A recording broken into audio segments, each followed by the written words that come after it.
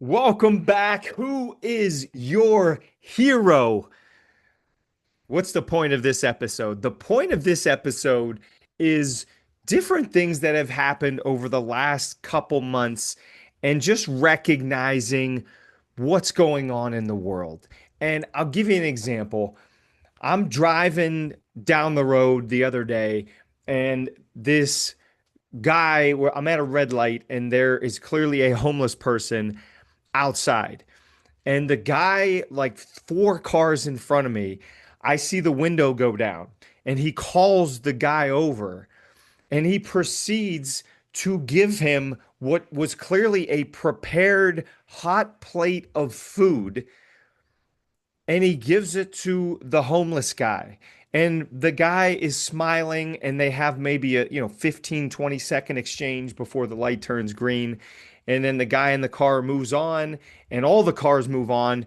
And as I'm driving by, I see the homeless man smiling as he's looking down at this big plate of food this guy had given him. And you could see the steam. It was clearly hot food. It was like the guy in the car prepared the food, and he may have just been driving around town finding people who were without home, homeless people, and giving them this food.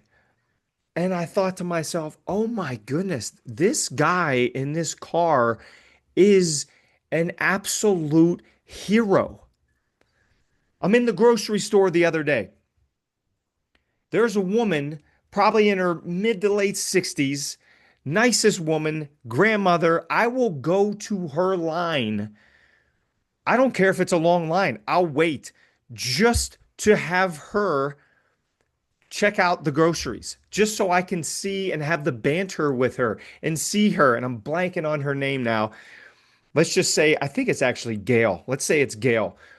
I'm going to find Gail's line. And I'm going to wait longer because she's so kind. She is so nice. She's so funny. She just seems like a big-hearted person. She smiles. She's encouraging. She's a loving person. And this is all within a 2 to 6 minute exchange. You could just feel it. And I know when I leave the grocery store, if I went to Gail's line, I'm going to be happier leaving. I'm going to walk with more shoulders back, a smile on my face. That's a hero. Gail is a hero. This guy that is giving hot food to the homeless is a hero. The person who, as you know, that I do this Manitou incline, and I love it. It's almost a mile up, 3 miles down, and there's certain people that are there quite often. And a couple of them in particular will say hi and good morning to every person they see. And they will say, "Oh, I haven't seen you here before. First time?" And the first timers, because I've heard this, feel more comfortable. Like, wow, somebody who's clearly done this a lot of times is asking me if it's my first time. And they're welcoming me to this community that is the Manitou Incline. That guy or woman that is encouraging and saying good morning, that's a hero. And I'm using all these examples because I think it's fascinating what's going on in society. And of course, I do this myself. We read stories and these books of massively huge business names, entrepreneurs, CEOs, billionaires. And that's great, right? Because that teaches us how to become successful, at least financially. To me, I want a hero to be somebody. Yes, maybe you have $7 billion. How do you treat the waiter or waitress when you go into the restaurant? You're staying in a hotel. How do you treat the bellman? How do you treat the staff? How do you treat the lady that's checking you in at the front desk? How do you treat these individuals? You see somebody that's homeless. Would you give them money? Would you give them some food? How do you treat these people? Who are the real heroes in this world? And I think it needs to be celebrated more. The individuals that are doing these small things, adding a ton of value to people in the most kind, generous, loving way. And I'm sure as I'm giving you this message, I would bet you're thinking of somebody right now that is absolutely in your life or you've seen, and they've added value to other people in a significant way. My challenge in this short podcast episode is for you to potentially reframe who a hero is, or maybe add a hero that is at a not as quite a massive level.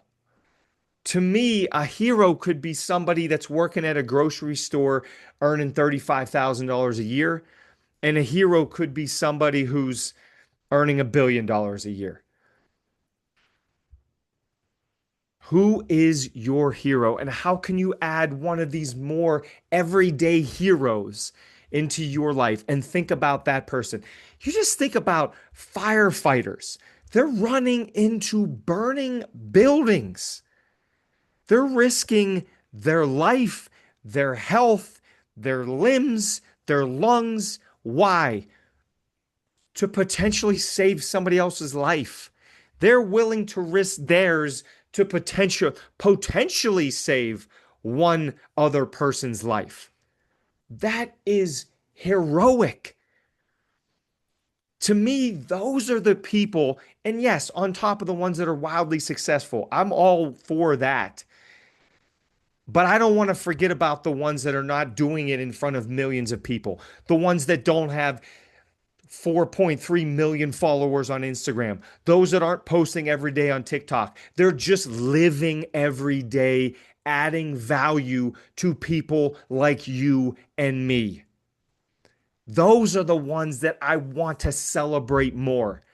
And I actually want to start bringing more of those stories anyways onto the podcast and possibly bring them on live so we can interview them as I interact with people that are just everyday heroes. I would love for you, if you get this, send me an email, send me a message, let me know of an everyday hero story that you have about somebody you saw or you witnessed or you interacted with. Please share it. The world needs more of it. The world needs so much more of it. As you've heard me say, I've done many podcasts about this and alluding to it. You news, you lose. You news, you lose. You watch the news every day, you're going to see the worst things happening across the planet. The worst of the worst. These are the stories of everyday heroes. The waiter, the waitress, the clerk, the firefighter, the small business owner that goes out of their way, not because they want to make a bigger sale, but to add value to a customer who they love because they've been so loyal to them over the last 15, 20 years. Those are the heroes. Those are the people I want to lift up more. I want to share more of those stories. Who are your heroes? The challenge is this. Now, I love this idea. I have one of these right behind me. It's called a hero roundtable, where I will put, and I won't say all of them. I'm sure some of you who know me know who I may have there. I have a hero roundtable. I have about 10 to 12 names on it. And when I'm thinking about making different decisions or ideas or how to react to a situation, I think about the round table. It's so fun to do this. And you think about, okay, if the round table came together, here's Matt's problem. They talk about it, and then they come to me with a solution. What do I think they would say? What do I think as my hero roundtable? These are some people that I've met, some people that are close to me, some people that I've never met. Jesus is one of them. Your hero roundtable could just be one person. Jesus. He's at the table. He's at the head of the table. I can tell you that, but he's at the table. You have this hero roundtable, and you think about it. I would suggest that you create one of these. And calling myself out, I should have Gail at the grocery store as part of my hero roundtable. What would Gail do? Because she's loving and giving and generous and kind. She should have a seat at that table, not just the biggest of the biggest names. There's my challenge to you. Make a hero roundtable and then see how you can celebrate a hero that is closer to you, that you can witness, that maybe doesn't have the millions of followers, but they're having an impact. Let's celebrate them more. There's your challenge. Let me know if you choose to accept it and if you have a story to share, because I would love to hear it and potentially share it on this podcast. Much love. Have a great week. Same time, same channel next week. Peace and love.